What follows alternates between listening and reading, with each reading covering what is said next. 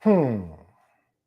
Are you managing projects, but are you managing them with your full potential? What if I told you your inner project management superpower is already waiting to be unlocked? Point number one, focus on value driven execution.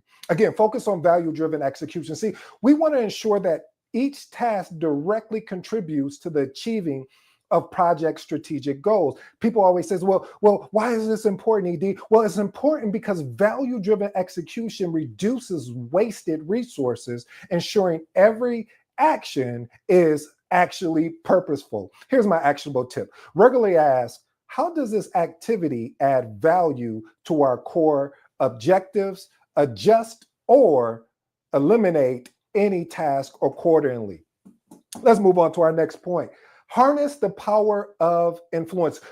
What I love about what John Maxwell talks about in his leadership books is that the ability to lead more effectively, and I'm putting my little remix on there, is the ability to inspire as well as influence. So harnessing the power of influence. See, influence involves persuading others without direct authority, ensuring smooth collaboration. As a project manager, your job is that you most of the time don't have direct reports. So when you don't have direct reports, by having the ability to master influence helps you secure resources, resolve conflicts, and encourage stakeholder cooperation.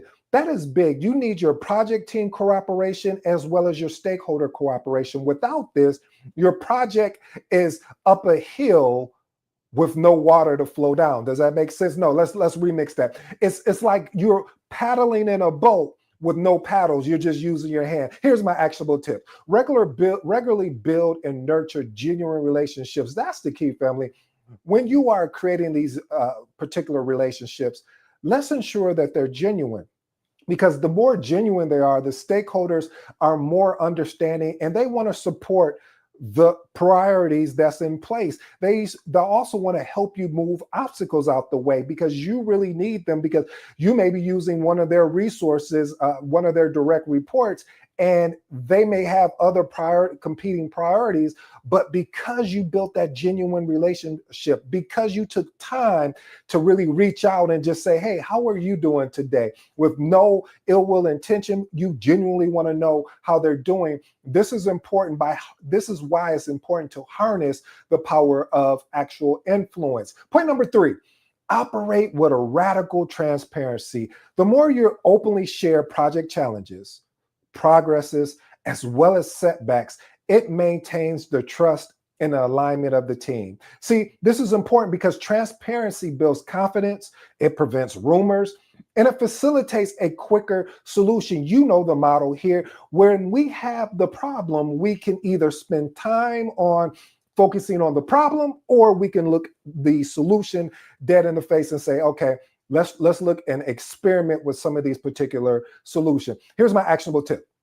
Share weekly candidate updates to stakeholders, clearly outlining both successes and areas that need attention. Also say areas of opportunities. When you are talking with your stakeholders or you're talking with your project team, you want to ensure that you're addressing it as, hey, we have some areas of opportunity here. What is areas of opportunity? Meaning we have some challenges that we are up against, and we want to look at some proposed solutions. This is what we've experimented with already, not tried, because, you know, a lot of people try a lot of different things in life. This is why I love what Les Brown says, is that when you go to sit down on a chair, you don't try and sit down. Either you sit down or you don't. So we must do instead of continuously to try. So I always love experimenting with different solutions to find a better outcome.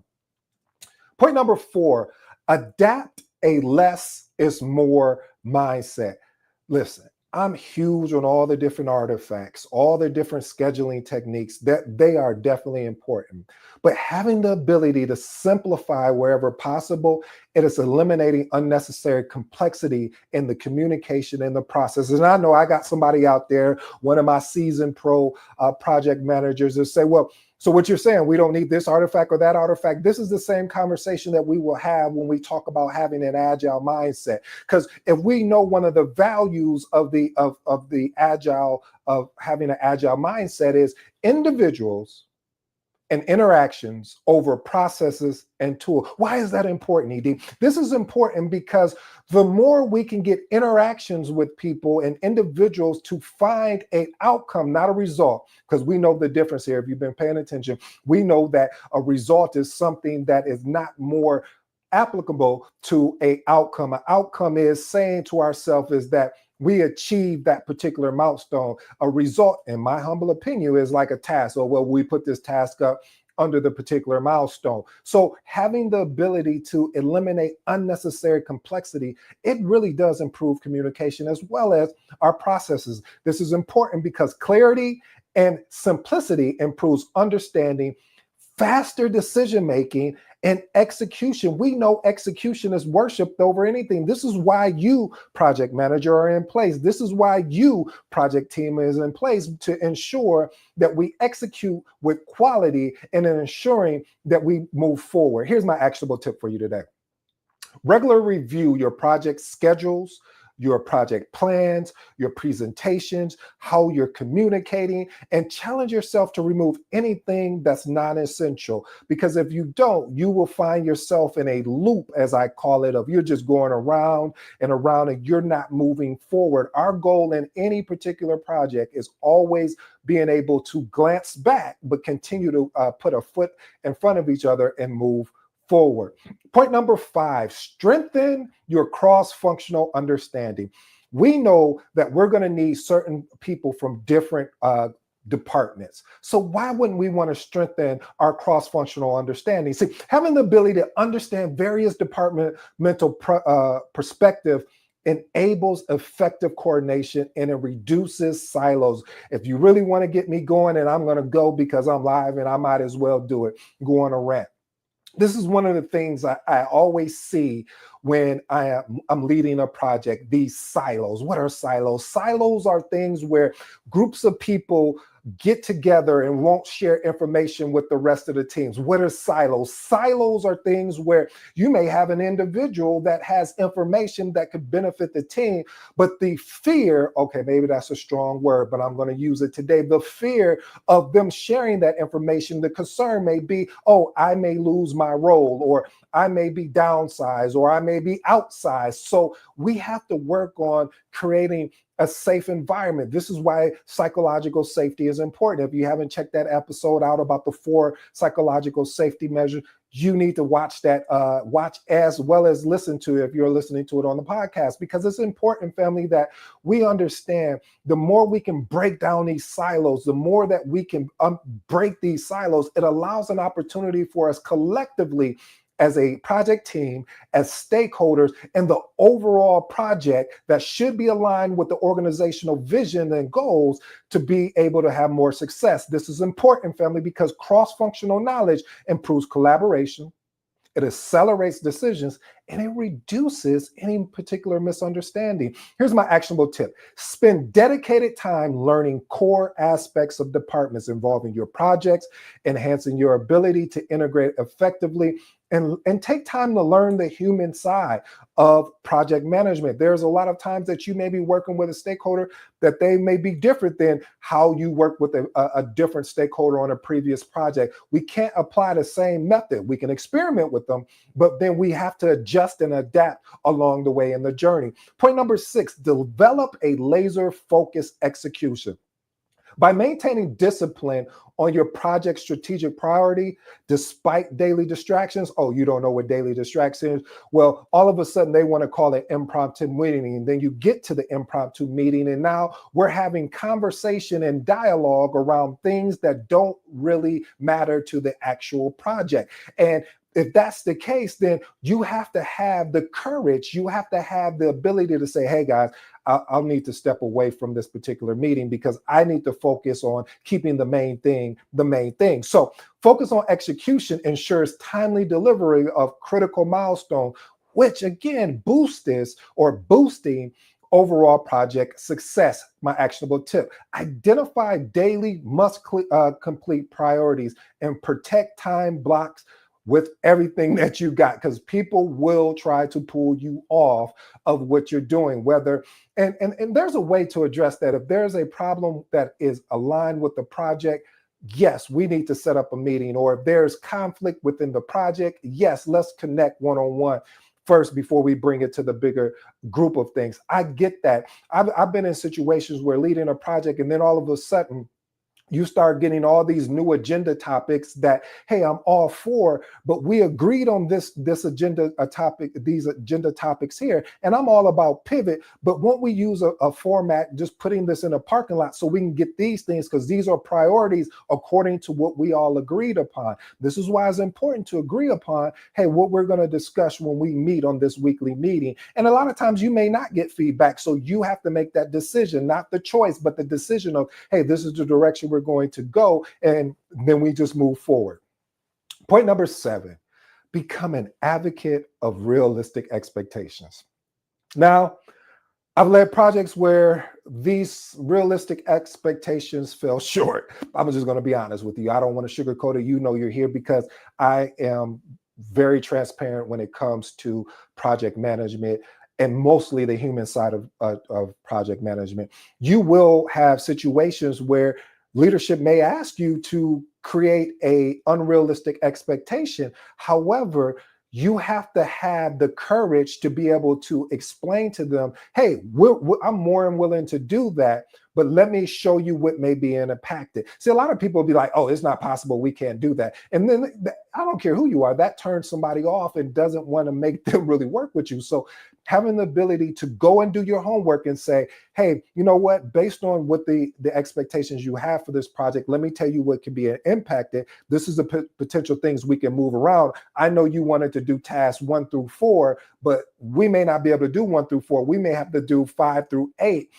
But again, you see where I'm going? I'm giving solutions and letting them make the decision. If you want to impact the triple constraints, we know it's scope, cost, time, as well as quality, no problem. But just know you won't get these certain things that you asked for. This is important because realistic expectations protects your team morale, reduces burnout, and it really helps with you as far as your credibility. If your team knows you have their back, their side, their front, they're willing to go to bat for you. They're willing to work more hours, even though you would prefer that they don't, because again, this is going to create burnout, which is going to cause disdain for not just only you, but don't even want to work on a particular project. Again, here's my actionable tip. You want to be able to push back respectfully, like I said, with solutions, but you want to be firm with timelines, expectations that are unrealistic, always presenting feasible alternatives. That's the key, family. Just don't go in there and say, no, this can't be done, and then turn around like, hey, but this is not going to work. So we have to be able to present feasible alternatives that make sense and that it can be understood and articulated in a way that we're not saying no, but what we are saying is this is what's going to be impacted if we don't go this particular direction. This is what you hired me for. And since you hired me for that, I went and did my homework, and my homework came back and said this. Point number 8, hone your skill of inquiry. Asking powerful questions. See, this is something that I'm still on a journey of asking powerful questions, because when you ask powerful questions, you have an opportunity to get a deeper insight, and you'll be able to spark innovative thinking. I'm going to give you a good example of this. When you ask somebody, hey, as a project team member, hey, did you send that email? And they'll say, yeah. Most project managers may walk away and say, oh, okay, it's done. But then you got to ask a deeper question. Well, when did you send that email? Oh, I sent it 2 days ago. Okay. Did you follow up? Well, no. And then they say, okay, if you follow up and they don't answer that, what are you going to do next? This is really going deeper, and it forces the team to think, because they know when they come and talk to you or you talk to them that this is what the expectation is. So effectively asking questions uncovers hidden issues, it stimulates strategic discussions, as well as it drives better outcomes, which leads to better decision. Here's my actionable tip. Practice asking open-ended, curiosity-driven questions in meetings, and encouraging a richer dialogue. Here's my final advice. These are actionable things that, family, I just don't want you to come here and listen to these episodes. You've learned some powerful strategies today, but remember, knowledge alone is not power. But taking this information and really putting some actionable tips in there, this is your real superpower. So I'm going to go over my top 3 that I really like, which is value-driven execution. Asking yourself daily, is what I'm doing right now adding real value? Or am I just trying to do busy work just to be busy? Like I'm setting up meetings and we get to the meetings and there's not a value conversation. If this is the case, you want to eliminate things that do not align with your project strategic objective and prioritize relentlessly. My second one is harness the power of influence. You have to understand the ability to build genuine relationships and trust with stakeholders in your project team will take your project further, meaning that they know that they can count on you. And by them knowing they can count on you, you can count on them. So commit to having one meaningful conversation this week and that deepens your influence. No title needed, family. And my last and final one is operate with radical transparency. One of the things is you want to challenge yourself. Am I sharing the whole truth about the project challenges? Or am I just sugarcoating it because I want to look good in front of leadership? I want to look good in front of the team. No, no, no, no. We need to have these transparent. This is one of the reasons, again, I love the Scrum framework because it implores and really pushes you to understand the ability to be transparent. Here's my actionable tip for you on that. Start openly sharing weekly project updates, highlighting both wins as well as struggles. And just watch how your credibility improve. Well, if we were playing checkers or chess, now is your move. The transformation happens when you decide to implement these strategies. Take the first step today. I'll give you tonight to think it over, but I'm hoping you'll make the decision today and watch how your project management journey becomes exceptional and extraordinary. Well, family, I hope you enjoyed today's episode. I go by the name of ED. We're not going to complicate that. That just simply means Ed. Until next time.